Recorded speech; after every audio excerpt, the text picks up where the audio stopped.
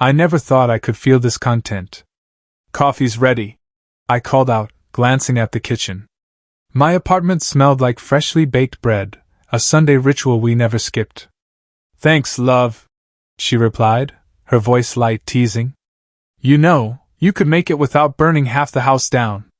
I laughed, setting the mug in front of her. And miss seeing that dramatic look on your face? Never. She rolled her eyes but smiled, the kind that made everything else fade. You're impossible. You love it, I said, leaning against the counter. I do, she admitted softly. Her fingers brushed mine. That little touch, the everyday intimacy, made me feel untouchable. But sometimes I caught myself wondering, was I too dependent on this routine? No, I told myself. I was just cautious. The phone buzzed. I picked it up. Hey, Jake. Morning, man. You're up early. Already planning to conquer the world? My best friend's teasing tone pulled a chuckle from me. Conquer the world? Nah. Just making sure I survive your bad jokes, I said. Jake laughed. Fair enough. Listen, want to hit the court later? I need someone to stop my winning streak before it becomes embarrassing. Sure, after breakfast. You know how serious I get when I'm hungry. Of course. Don't let your partner distract you too much. I glanced at her. Distract me? Never. She's motivational, really. Right. Keep telling yourself that. Jake snorted before hanging up. I sank into the sofa beside her, coffee in hand. You ever think about how lucky we are? All the time, she said, resting her head on my shoulder. Sometimes I wonder how we even got here, with everything going so smoothly. Smoothly is boring, I said, trying to hide the tiny flicker of insecurity I felt. I like it this way. Predictable, stable, us. She tilted her head up to meet my eyes. Predictable isn't always bad. It means we're doing something right. I smiled, letting her words soothe me. Yet, deep down, a small, nagging thought lingered. What if the calm I felt was fragile? But I shook it off. Not today. Today, everything was perfect. Later, we went for our usual morning walk. I held her hand, feeling the warmth that always anchored me. You know, life's weird sometimes, she said. How so? I asked. Because we think we're in control, but really, we're just enjoying the moments we can. I nodded. Then let's enjoy this one. Right here, right now. Her smile was enough to convince me that nothing could go wrong. For now, I was untouchable, wrapped in the love and comfort I had worked so hard to build. And I believed, with all my heart, that this life, the laughter, the love, the morning routines, would last forever. I noticed it first on a Thursday morning. She seemed distracted, staring at her phone longer than usual. Everything okay? I asked, trying to sound casual. Yeah, just work stuff, she replied, tucking the phone into her bag. But her smile didn't reach her eyes. That tiny flicker of hesitation made my chest tighten. Work stuff, huh? You've been saying that a lot lately, I said, watching her closely. I promise it's nothing, she said, brushing my concern off. Just a busy week. I nodded, though a part of me didn't believe her. Something was off, subtle but persistent. I pushed the thought aside. Maybe I was imagining things. Later that day, at the office, I ran into Marcus, a colleague from her team. He waved and grinned at me like we were old friends. Hey! You must be her partner, right? I've heard so much about you. Yeah, that's me, I said, shaking his hand. There was something too eager in his smile. You work together? Oh, yeah? We've been on a few projects. She's brilliant, really sharp. Lucky guy, he said, and my stomach twisted for no clear reason. Thanks, I muttered, trying to keep my voice steady. Marcus leaned a little closer. You know, she talks about you all the time. Really? She's amazing, but well, I guess I'm a little jealous sometimes. I laughed awkwardly. Jealous, huh? Don't worry, she's mine. He chuckled, but I noticed the quick glance he gave my partner across the hall. something about it didn't sit right. That evening, I brought it up at home, hoping I was overreacting. You were on the phone a lot today. Everything okay? Oh, that, she said, fidgeting with her bracelet. Marcus called about a project. I just needed to sort things out. Marcus? I repeated, keeping my tone neutral. The guy from your team? Yes, exactly. We're just coordinating. Nothing else, she said firmly. Her eyes held mine, and I wanted to believe her, really. I see, I said, swallowing the unease that had settled like a stone in my stomach. I guess I'm just being paranoid. Maybe, she said softly, touching my arm. But you don't have to worry. I'm with you. I nodded, but lying awake that night, I replayed every small detail: the phone, Marcus's tone, her distracted smiles. My mind spun stories I didn't want to imagine, yet couldn't stop. The next morning, I tried to shake it off, forcing a smile. Morning, I said, handing her coffee. Morning, she replied, still a little distant. I watched her closely, wondering if the perfect life I believed in was beginning to crack. I wanted to trust her completely, but that nagging doubt whispered that something, somewhere, was already wrong. And the thought scared me more than I cared to admit. I never thought a single message could destroy me. My hand shook as I picked up her phone, left unattended on the kitchen counter. I shouldn't, I whispered to myself, but the temptation was unbearable. Then I saw it. Marcus. Not a work message. Not a casual greeting. Love notes, plans, secret dinners. My heart thudded so loud I could barely breathe. Impossible, I muttered. My voice cracked. It can't be real. But there it was, undeniable. Every word, every emoji, every little heart she had sent. My world collapsed in that single moment. I heard the front door click. She stepped in, humming softly. Hey, I thought you'd be working, she said, tossing her bag aside.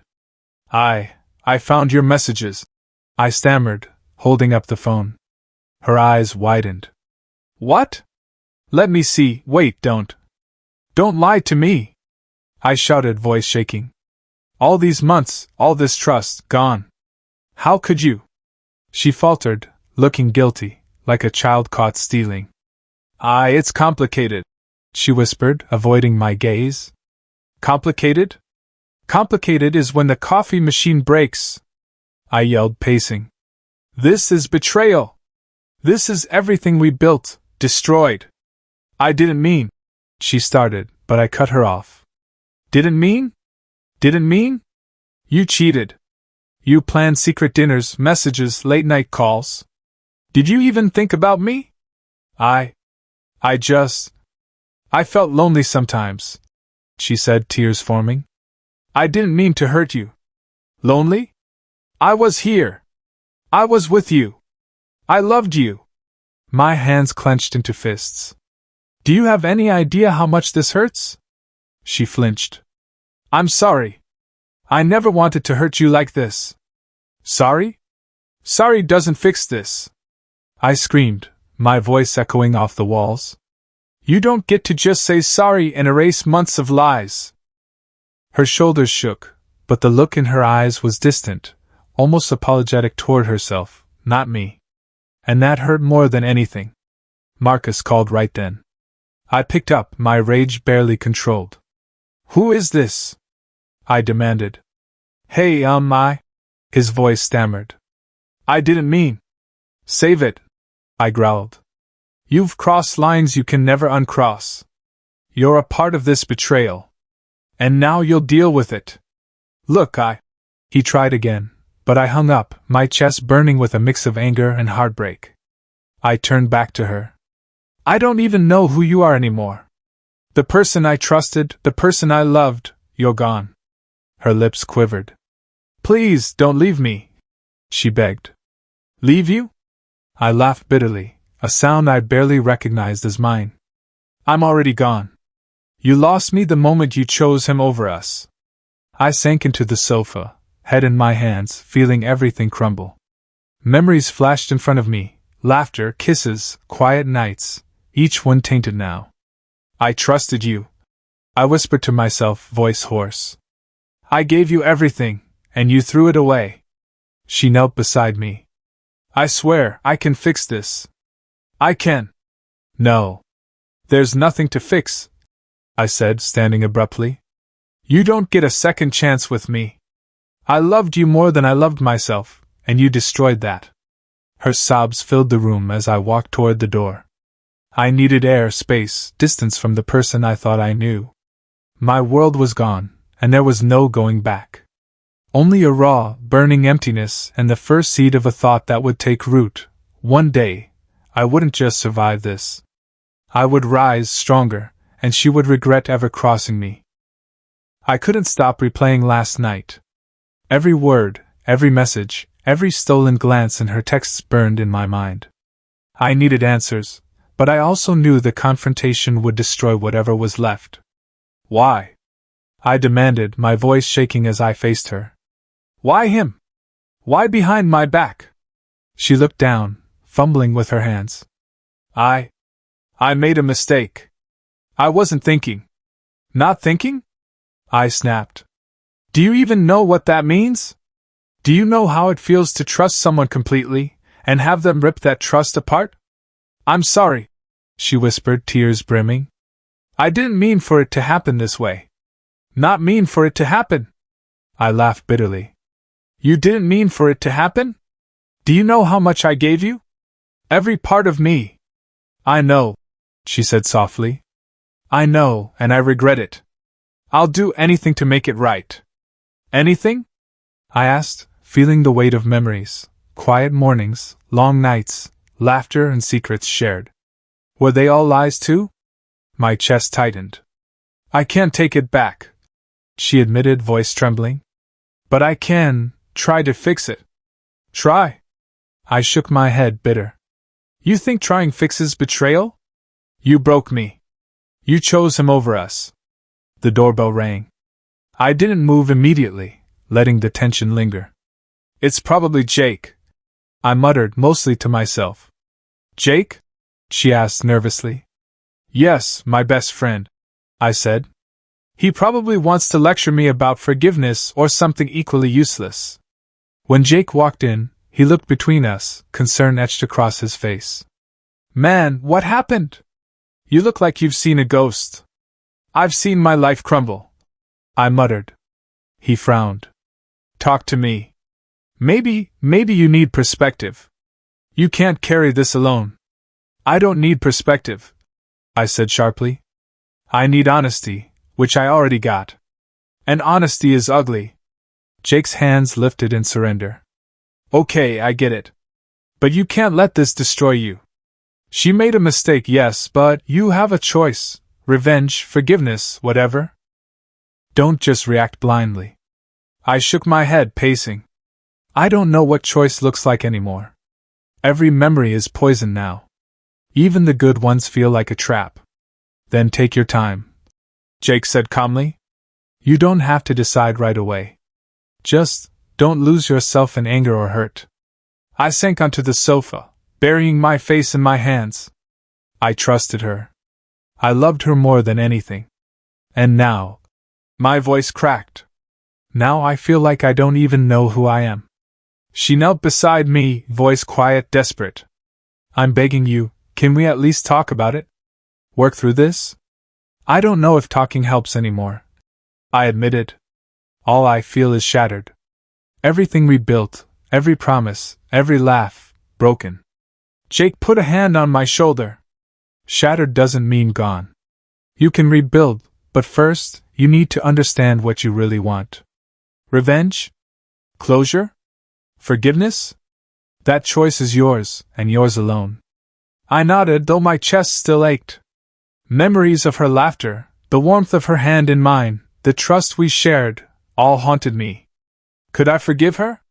Or would I let this betrayal fuel something darker, something I couldn't take back? The room was silent, heavy with tension. I realized then that nothing would feel safe again, not until I decided which path I would take. I woke up with a heaviness in my chest, but also a strange clarity. I couldn't stay a victim any longer.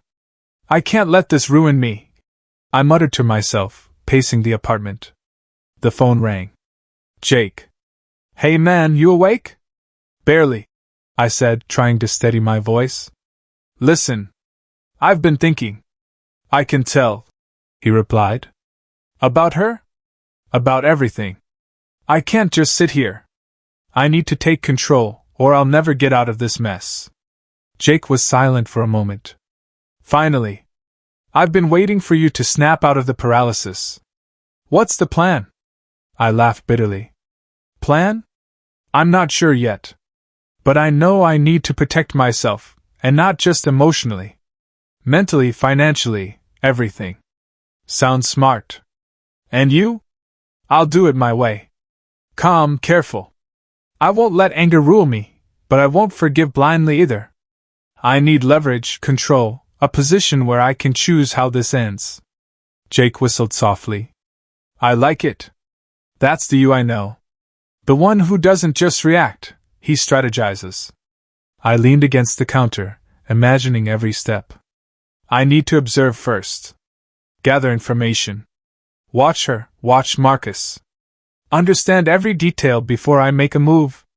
You're talking chess, not war, Jake said. I like that.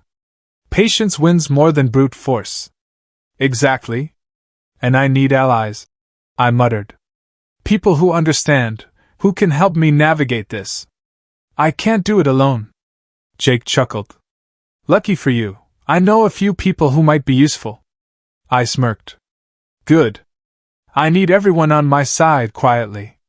No mistakes. No emotion-driven moves. Later, I met with my mentor, Uncle Leo, a man who had taught me to read people and situations like a book. I need advice, I said bluntly. You need strategy, he replied, nodding. Not revenge fueled by hurt. You want power over your own life again. Start there. That's the plan, I admitted. I can't undo what's happened, but I can control what happens next. Then think carefully. Every move has consequences, he said. Observe, gather, then strike. Make them regret underestimating you. I will, I promised. I felt the first spark of determination ignite. I won't let this break me. I'll be smarter, stronger. And I'll decide the outcome. Walking back home, I rehearsed dialogues in my head, imagining confrontations without giving away my hand. I pictured Marcus, how smug he would look, how vulnerable he could be if I played it right. And her. I remembered her smile, her laughter, and the betrayal. Anger mixed with calculation. I realized then that I wasn't just angry, I was awakened. I stopped on the street, staring at the city lights. This is my life, I whispered to myself. I choose the path now. Not her, not him, not anyone. Me. That night, I sat alone, planning quietly. Notes, observations, small strategies forming in my mind. Every move had to be precise, every word measured. No mistakes. No wasted energy.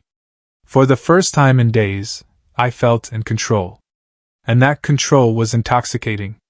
I knew the coming days would test me, push me, tempt me. But I was ready. I was no longer the broken man from last week. I was a force, calculating, patient, and aware. And when the time came, I would take back what was mine, completely. I knew patience was my weapon now. The first step was observing, gathering information without revealing any hint of suspicion. Marcus is meeting clients tonight, my ally Elena whispered over coffee. She was sharp, precise, someone I trusted to help without asking too many questions. If you want leverage, that's where you start. I nodded. I don't want confrontation yet. I want control. I need him unaware. Elena smirked. You always play chess, not checkers. I like it. I couldn't help the tight twist in my chest when I thought of her. Seeing her smile, unaware I was already planning my moves, part of me hated her, and part of me still longed for what we had. That confusion fueled my focus. Later that night, I arrived at the same cafe Marcus frequented. I sat at a table with a perfect view, pretending to read a book while taking mental notes. Every laugh, every glance, every subtle touch between them was recorded in my mind. "You really don't look well." Elena's voice broke my concentration. She leaned beside me, handing over a notebook. "Write it down. Keep track of details. They always slip." I accepted it. "Good thinking. I'll need every slip they make." Marcus's arrogance was infuriating. He didn't even notice me, which was perfect. He treated her like she was his prize, unaware that I was already turning the game against him. "She deserves better," I muttered under my breath. "Better than this, better than him." Elena gave a slight nod. "Better in your hands, maybe. But remember, control first. Emotions later." I swallowed hard. The hate and longing tangled together, twisting into a determination I hadn't felt before. Every plan I made, every note I took, felt like regaining a piece of myself. The next day, I orchestrated a small intervention. A minor business associate I knew mentioned Marcus in passing, revealing a tiny lie he had told about a client. I filed it silently, my mind already calculating how to use it. "I love this part," I whispered to Elena later. "Where they have no idea the walls are closing in." "Patience," she reminded me.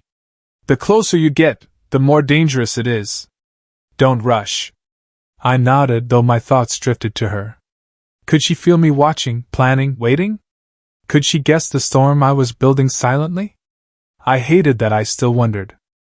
That evening, I invited a mutual friend to dinner, someone close enough to them to observe casually, but loyal to me. "Act natural," I told him, handing over a list of subtle questions to ask, little details to bring out without suspicion. He raised an eyebrow but nodded. "I get it. I'll handle it." Watching them interact that night was like peeling away layers of lies. Every joke, every intimate glance, every false laugh they shared added to my arsenal. I catalogued it all mentally, storing away the pieces I would need later. I returned home exhausted but exhilarated. The first stage was complete: observation, influence, and collection of leverage. The plan was forming, and I could already see the edges of control. Sitting alone in the dark, I whispered to myself. "Soon, everything they've taken will be returned. Not by force, but by precision. And by then, they'll know who they really crossed." Hate, longing, and the desire for closure churned inside me. For the first time since the betrayal, I felt alive. Not just surviving, but moving toward the inevitable reckoning. I smiled at her that morning, though inside, my mind was sharp, calculating. "Morning," I said casually, handing her coffee. "Morning," she replied, oblivious to the storm brewing in me. "You seem cheerful," I noted. "Late night with Marcus again?" She laughed nervously. "Work, just work. You're imagining things." "Maybe," I said lightly. "Or maybe I see more than you think." I let the words hang, letting a subtle tension settle between us. She looked at me, uncertain. "You're different today." "I'm just focused," I replied, eyes calm. "Focus is necessary when everything matters." Later I met Elena. "They're starting to relax, thinking I'm the same guy," I whispered, leaning over the table. "Perfect. Now I watch, and they reveal themselves without knowing." "Good," she said, sipping her coffee. "Patience is key." "Any slip-ups?" "Plenty," I said. "But they're careful. That's why I have to be more subtle. I can't just confront them yet." At work, I ran into Marcus unexpectedly. "Hey," he said, grinning. "Running into you everywhere." "Coincidence," I said, hiding the contempt in my voice. "Or maybe not." He laughed, unaware of the tension simmering beneath my calm. "You're tense. Relax. Life's too short." "Life's exactly why I don't relax," I said smoothly, watching him carefully. Every word, every inflection mattered. I needed him to underestimate me completely. That night, she came home smiling. "Dinner with friends," she said. "Thought you'd want to join." "I'm busy," I said casually. "Maybe another time." My tone was light, but my mind traced every connection she had, every subtle lie. "You're distant," she accused softly. "Maybe I'm just observant," I said. "Observing is different from judging." I let a faint smile play on my lips. "And I notice everything." Her laugh was nervous, uncertain. "Perfect. Fear and ignorance, my greatest advantage." The next morning, I called my mentor, Uncle Leo. "I'm in. They think I'm calm, harmless," I said. "It's working. But I need guidance on subtle influence, nudging them without revealing myself." "Control the environment, not the people," he advised. "Make them think they act freely while you orchestrate the moves." "Exactly," I said, feeling a surge of satisfaction. "I'll let them expose themselves. Every word, every glance will become a piece of the puzzle." At lunch, I invited a mutual friend over for a casual chat, guiding the conversation to Marcus's minor mistakes, prompting revelations without suspicion. "Interesting," I said aloud. "I wonder how small errors grow unnoticed." The friend laughed, unaware of the deeper meaning. "Yeah, people slip without realizing." I nodded, internalizing every detail. "Exactly," I said, letting the words drop like bait. "Unnoticed mistakes tell the real story." Returning home, I watched her laugh at a message from Marcus. My chest tightened, but I forced calm. I didn't react outwardly. Every gesture, every smile I hid, fed my strategic patience. Alone, I whispered to myself. "They think I'm broken, that I'm naive. Let them think it. Let them relax. Then the truth will hit like a storm, and I'll be ready." Hate and longing intertwined, but control coursed through me stronger than emotion. I was no longer a victim. I was patient, calculating, and ready to reclaim everything taken from me. The double life I led, calm, composed, smiling, was my weapon. And soon, it would strike with precision. I heard it first from Elena. "Marcus messed up the Henderson deal," she said over coffee, her grin almost as sharp as mine. "Forgot a key document. Client's furious." "Interesting," I murmured, pretending indifference. "And she blamed him?" "She did," Elena said, sipping her drink. "Completely unaware that you're watching the game from behind the scenes." I smiled, letting the satisfaction wash over me quietly. "Good. Let the chaos start small. Keep them distracted, overconfident." Later that day, I ran into a mutual acquaintance at the office. "Marcus seems stressed," he said, shaking his head. "I don't know how he'll recover. Everything's slipping." I nodded casually, though my mind catalogued every detail. "Sometimes stress exposes what people are really made of," I said lightly. "I hope he can handle it." The thought of her, not knowing I was the quiet force behind these shifts, made the satisfaction almost delicious. I felt a mixture of relief and dark amusement, but I remained outwardly calm. That evening, she called me, unaware of my observations. "He's panicking at work," she said. "I'm trying to help, but he's difficult." "Difficult?" I asked casually. "Is that a problem for you?" "No, it's just frustrating," she admitted. "He doesn't listen. I don't know why I even bother sometimes." I laughed softly. "Funny how life has a way of balancing itself out, isn't it?" I let the pause linger, letting the irony sink in. The next day, at a social gathering, Marcus stumbled in front of a client, spilling wine and losing an important folder. The client's irritation was obvious. I watched from across the room, sipping my drink. I didn't gloat openly, but the satisfaction was undeniable. "You're enjoying this a little too much," Elena whispered later. "I'm just appreciating the natural order," I said, keeping my voice low. "It's ironic how quickly consequences catch up with arrogance and deceit." At home, I noticed her frown as she read a text from Marcus, frustration evident in her eyes. "Everything okay?" I asked casually. "Yeah, just work stress," she said, not meeting my gaze. "He messed up again." I nodded, feigning concern while savoring the hidden satisfaction. "I guess honesty and effort count for something." Sometimes people have to feel the consequences themselves. Elena called that night. He's spiraling. You can see it in every meeting. You've set the dominoes perfectly. Good, I said quietly, letting the thoughts settle.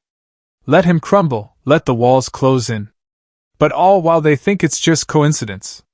That's the beauty of it. I replayed moments in my head, the mistakes, the frustrations, the subtle unraveling. Every misstep, every small failure, was a piece of justice served. They had no idea I had orchestrated it silently, carefully, without a single overt move. Sitting alone, I whispered, "This is just the beginning. Every choice they made, every lie they told, it's all coming back.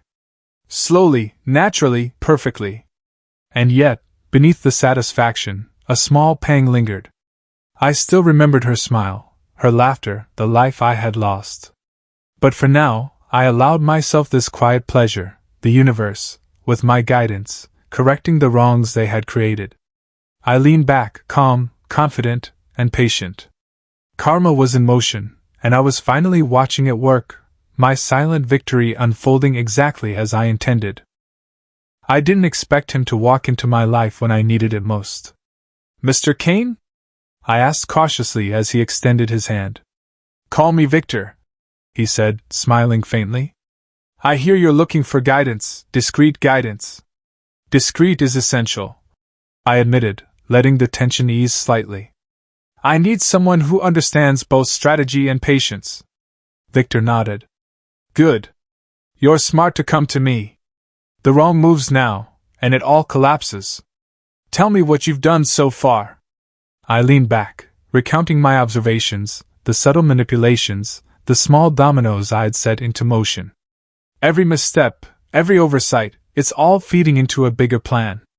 But I need to solidify my position, legally, financially, socially. Marcus and her, they're reckless. Victor listened intently, scribbling notes. "Excellent. But you need structure. Emotional control only goes so far. We'll build leverage, document everything, and prepare contingencies. Then, when the time comes, your power will be undeniable." "That's what I want," I said, relief mingling with excitement. "Control. No surprises." "Surprises are inevitable," he replied, leaning forward. "But you minimize risk. You watch, you wait, and you strike when the pieces align. That's strategy." I hesitated, feeling the weight of what I'd started. Sometimes, it's hard to separate strategy from revenge. I want to hurt them, but I also need to protect myself. I don't want this to consume me. Victor's eyes were sharp. "It will test you. That's why you need balance. Patience is power. Anger is weakness. Use emotion, but don't be ruled by it." "I can do that," I said, though doubt flickered briefly. "I've been planning, observing, orchestrating, but guidance will make it precise." "Good," he said. "First, legal checks. Contracts, partnerships, any vulnerable points they may have ignored. I can help access those." "And financial leverage?" I asked, feeling the tension of months of careful observation. "Already in motion," he replied. "I know a few contacts. Everything we do will appear accidental, natural. Nobody suspects until it's too late." I nodded, feeling a mix of excitement and fear. It's incredible, knowing I'm not alone in this. The burden has been heavy, and now... I paused, taking a breath. "I feel capable." Victor smiled faintly. "Capable is good. Never underestimate yourself, but also never underestimate your opponent. They are reckless because they feel untouchable. That arrogance will be their undoing." We discussed small maneuvers, casual meetings, indirect interventions, minor financial checks, and social positioning. Every step required precision. "I'll need information quietly," I said, thinking of Elena and my network. "No one suspects me yet. I want it that way." Victor leaned back. "Perfect. That's the advantage. Silent influence. Invisible force. You pull strings while they remain blind to the game. And when the time comes," I said, voice low, "they'll regret every misstep." Victor's gaze sharpened. Not regret. Recognition. They will see the consequences of their actions clearly. And you will remain in control, not because of anger, but because of preparation. I felt a shift inside me. The plan was no longer just revenge, it was empowerment. I've been reactive until now, I admitted. But now, with structure, I can be proactive. I can protect myself and reclaim what's mine. Victor nodded. Exactly. And remember, patience is key. Observe, guide, and wait. Power comes to those who endure. Leaving our meeting, I felt a renewed sense of determination. With Victor's guidance, the chaos I had endured became a battlefield I could navigate expertly. Finally, I whispered to myself, I'm ready. Not just to survive, but to win. I walked into the room, calm, but every nerve in my body screamed. She didn't see me at first, absorbed in conversation with Marcus.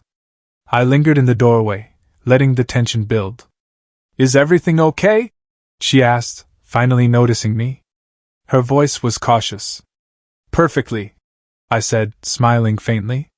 I just wanted to join the discussion. Marcus looked at me, surprise flickering across his face.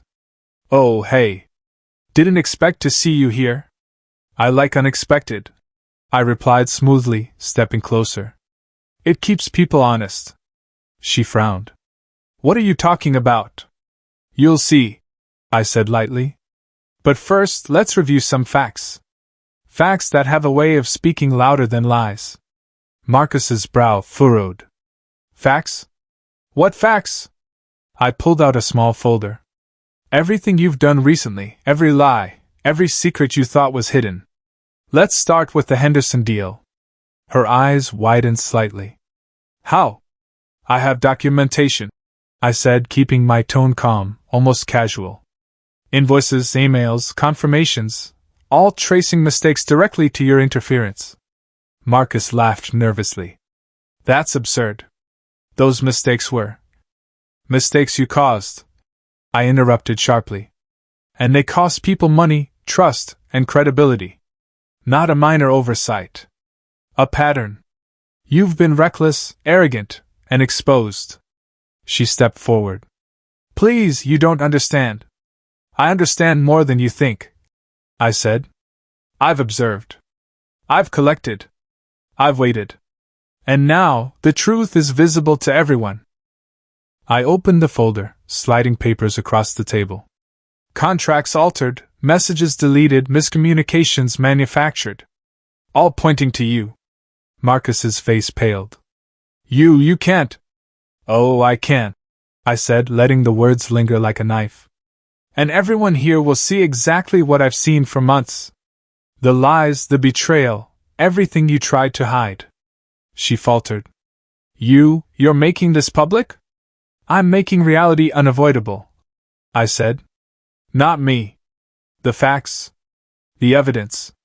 The consequences of your choices. Their voices rose, frantic, overlapping. I stayed calm, watching, analyzing. Every slip, every stammer, every defensive gesture became fuel for the final move. You manipulated her, Marcus shouted. She lied to me first. I shot back. Do not twist this. You both betrayed trust. But now, the truth isn't a secret anymore. I glanced around the room. Colleagues, friends, even minor acquaintances I had enlisted quietly, were watching. Eyes widened, whispers starting. The social exposure was complete. You'll regret this, she hissed, voice trembling. No, I said softly, calmly. You'll regret what you did the moment you crossed me. I'm not here for revenge alone, I'm here for balance, for justice. And now, the world sees it too. Marcus's hands shook. This isn't fair. Fair? I laughed bitterly. You speak of fairness after months of deception? No. This is truth. And it's unavoidable. Look at yourselves, exposed by your own choices. She sank into a chair, silent, finally facing the reality she had tried to hide. Marcus's face was pale, guilt and panic colliding. I stepped back, letting them stew in their unraveling. I'm done speaking, I said. The rest is for the world to witness. And remember this, the consequences of betrayal are not always immediate. But they are inevitable. Turning away, I left the room, heart pounding, chest tight, but a strange satisfaction settling deep inside. For once, I felt the weight shift. Control, power, and truth, finally aligned. And behind me, I knew they understood, at last, exactly who they had crossed out. I stood by the window, looking at the city lights, feeling the calm that had eluded me for months. Elena came in quietly. You did it, she said, her voice soft, impressed. I did, I admitted, letting a small smile slip. And it feels strangely empty and full at the same time. She tilted her head. Empty? Because the fight is over, I said. The anger, the plotting, the waiting, it's done. But full, because I survived it all, and I'm stronger than I imagined. Elena nodded. You've grown. Not just in power, but in patience and clarity. Most people would have lost themselves. I chuckled softly. I almost did. But I remembered what Uncle Leo said: patience is power. Anger is weakness. And Victor reminded me strategy is everything. She smiled. And now? What will you do with all this control? I leaned back in my chair. I'll use it wisely. No petty revenge left. Just ensuring my life, and my choices, remain mine. Financially, socially, everything is stable. And morally, I've regained my peace. Just then, my sister called. I heard everything. Are you okay? I'm okay, I said firmly. Better than okay. I finally see who I am without the lies weighing me down. She hesitated. And her? Marcus? I exhaled. They learned the hard way. Justice came quietly, inevitably. I didn't have to chase it. They fell into the consequences themselves. It's satisfying, but I feel no joy in their suffering. Elena raised an eyebrow. You're human after all. I am, I said, smiling wryly. Even in the midst of revenge, there's a line I wouldn't cross.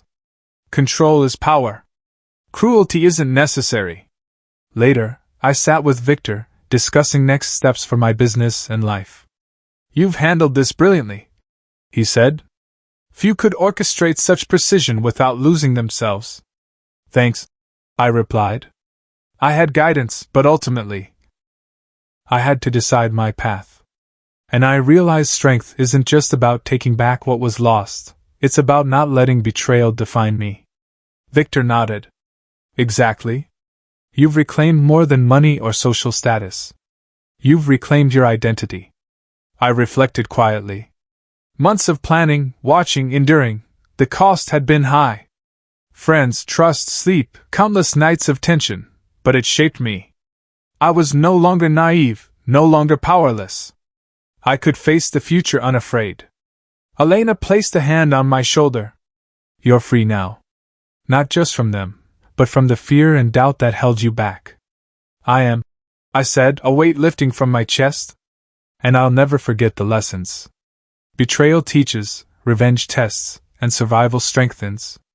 But the most important lesson is knowing when to stop, when to claim your life back, and when to move forward. I looked out the window again, the city lights reflecting my calm. I've taken back control, not just over what they stole, but over myself. And that feels like victory. Elena smiled, quietly proud. To victory, then? To life, I said, lifting my coffee cup in a silent toast. I stood on the balcony, feeling the cool breeze brush my face. It carried a strange sense of freedom, the kind you only feel after chaos settles. Elena joined me quietly, coffee in hand. You look different, she said softly, her eyes scanning mine. Calm, but not empty. I am calm, I admitted. It's taken months to reach this point. I can finally breathe without constantly calculating every move, every word, every glance. She nodded. And the anger? Is it gone? I let out a short laugh. Not gone. It's contained. I've learned to let it fuel me when necessary but not control me. Revenge was never the endgame, it was the bridge to clarity. Elena smiled faintly. You've changed. Stronger, wiser. But also, human. I tilted my head, thinking of everything I'd endured, the betrayals, the planning, the sleepless nights. Yes. Human. I survived, but I'm not the same naive man I was. Some scars remain, and I'll carry them. They remind me of what I lost and what I reclaimed. You've also gained perspective, she said. Not just about others, but yourself. I nodded. Exactly. I used to define myself by trust and loyalty alone. Now, I understand balance. Strength isn't in blind forgiveness or endless vengeance. It's knowing when to act, when to wait, and when to let life correct itself. I paused, looking out at the city lights. Justice was served. They learned consequences. But I didn't need to humiliate or destroy them. I just guided the outcomes, letting the truth unfold naturally. Elena's gaze softened. And now? No, I said. I move forward. Relationships I value, work I care about, and myself, first, above all. I took a deep breath. I'm opening a new chapter, one that isn't dictated by betrayal or pain. She placed a hand lightly on my shoulder. It's good to see you at peace. You've earned it. Peace feels strange after months of chaos, I admitted. But it's honest. I'm not pretending anymore. I've learned to trust myself, even if trusting others will take time. We stayed quiet for a moment, watching the city shimmer below. I thought of Marcus, of her, of every misstep that had led to this balance. Satisfaction and relief mingled with melancholy, a reminder that victory comes with costs. Do you think I'll ever forget? I asked softly, more to myself than her. Some things you never forget, Elena replied. But you don't have to carry them. They're part of your story, not your future. I smiled faintly. That's fair. I'll carry the lessons, the strength, the caution. But not the bitterness. That's over. She chuckled softly. A new beginning then? Yes, I said, lifting my coffee cup in a quiet toast. To moving forward to life, and to the chance to write my own story from now on. I felt a subtle lightness in my chest. Scars remained, memories lingered, but I had reclaimed control. For the first time in months, I didn't feel hunted, betrayed, or powerless. Instead, I felt ready. Ready to live, to trust cautiously, to hope quietly. Ready to step into a life shaped by my choices, guided by my experience, and open to whatever came next. And that, I realized, was victory of a different kind.